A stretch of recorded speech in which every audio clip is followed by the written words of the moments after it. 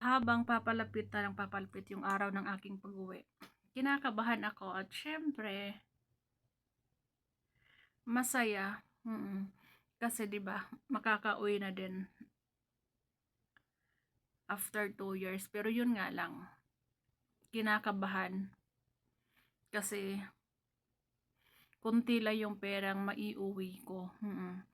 Kahit ba sabihing pag alis ko dyan walang perang dala. Syempre dapat pag-uwi may pera kahit papaano, 'di ba? At lalong-lalo na pasukan na sa pag-uwi ko at may 2 anak ako. At ang daming problemang naghihintay. Huwag na kayo magtataka kung naka-lipstick ako matutulog ha. Ganun talaga ako. Charot. Kahit walang katabi, dapat maganda. May tumatawag.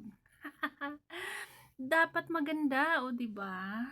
Teka lang, sagutin ko muna tong tumatawag dahil ito na high blood na.